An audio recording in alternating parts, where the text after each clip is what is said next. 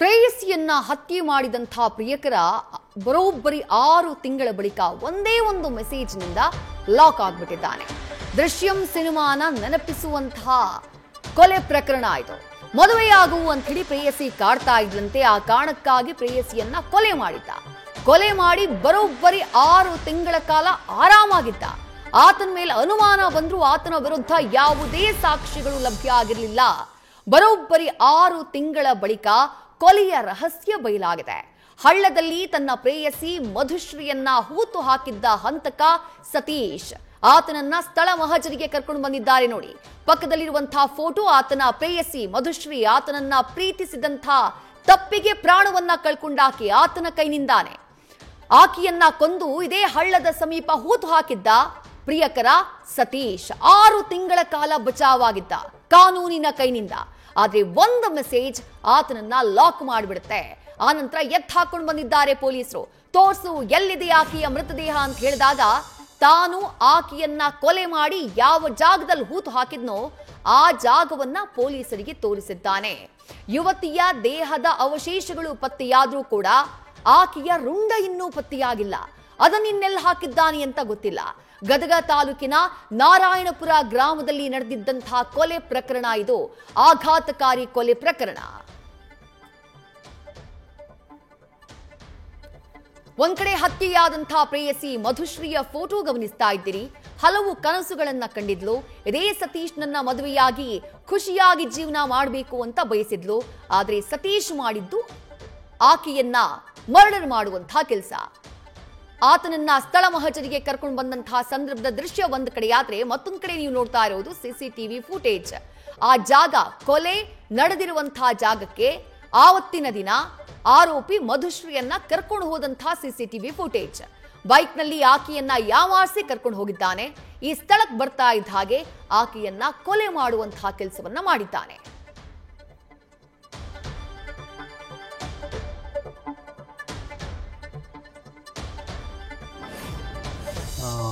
ತನ್ನನ್ನು ಮದುವೆ ಆಗಬೇಕು ಅಂಥೇಳಿ ಇವನಿಗೆ ಫೋರ್ಸ್ ಮಾಡ್ತಾ ಇರ್ತಾಳೆ, ಮದುವೆ ಮಾಡ್ಕೊ ಅಂಥೇಳಿ.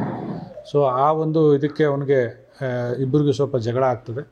ಇವನು ಸಿಟ್ಟಿನಿಂದ ಅವಳ ವೇಲನ್ನು ಉಪಯೋಗಿಸ್ಕೊಂಡು ಅವಳ ಕತ್ತಿಗೆ ಬಿಗಿದು ಸ್ಟ್ರ್ಯಾಂಗ್ಯುಲೇಷನ್ ಮಾಡಿ ಆತನನ್ನು ಕೊಲೆ ಮಾಡಿ ದೇಹವನ್ನು ಅಲ್ಲೇ ಒಂದು ಬದಿಯಲ್ಲಿ ಹೂತು ಹಾಕಿ ಸಾಕ್ಷಿಗಳನ್ನು ನಾಶಪಡಿಸೋ ದೃಷ್ಟಿಯಿಂದ ಹೂತು ಹಾಕಿ ಮತ್ತು ತನಗೆ ಏನೂ ಗೊತ್ತಿಲ್ಲ ಅನ್ನೋ ರೀತಿಯಲ್ಲಿ ಈ ವ್ಯಕ್ತಿ ಇರ್ತಾನೆ.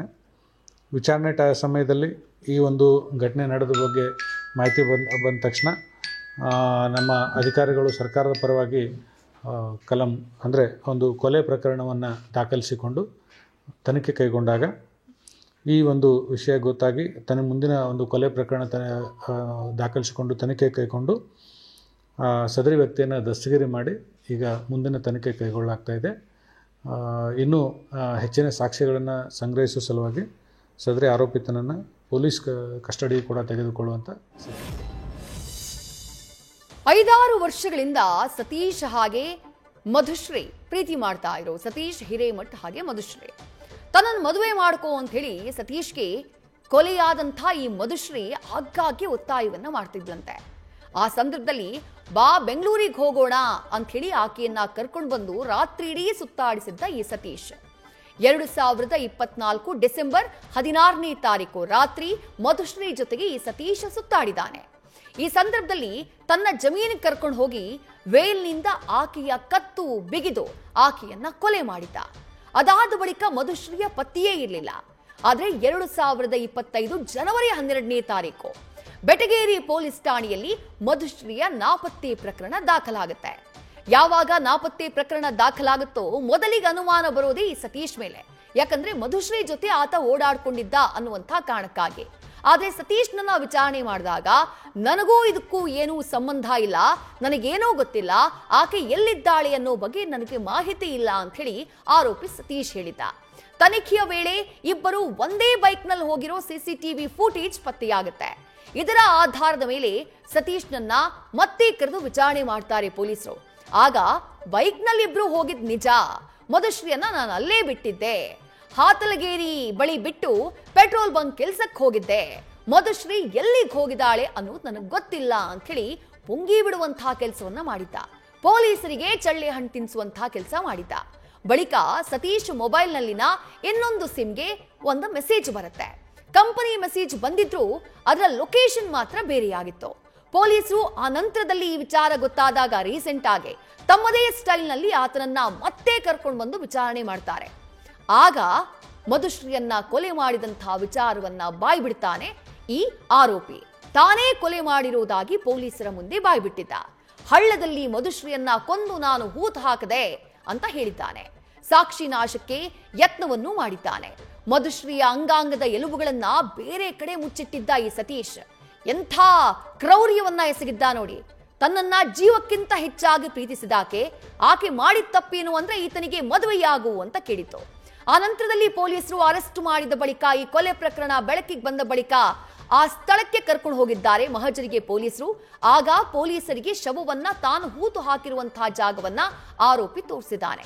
ಆದ್ರೆ ಆ ಜಾಗದಲ್ಲಿ ದೇಹದ ಕೆಲ ಎಲುಬುಗಳು ಮಾತ್ರ ಸಿಕ್ಕಿದ್ದು, ಇನ್ನು ಯುವತಿಯ ತಲೆ ಸಿಕ್ಕಿಲ್ಲ, ತಲೆ ಬುರುಡೆ ಸಿಕ್ಕಿಲ್ಲ. ಸಿಕ್ಕಂತಹ ಅವಶೇಷಗಳನ್ನ DNA ಪರೀಕ್ಷೆಗೆ ಸದ್ಯ ಪೊಲೀಸರು ರವಾನಿಸಿದ್ದಾರೆ.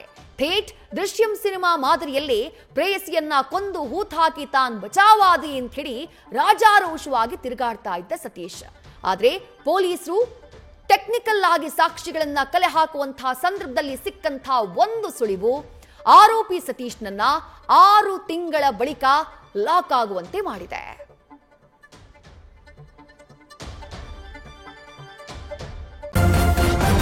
ನ್ಯೂಸ್ ಫಸ್ಟ್ ನಿರ್ಭೀತಿಯಿಂದ ನಿಮ್ಮ ಪರವಾಗಿ.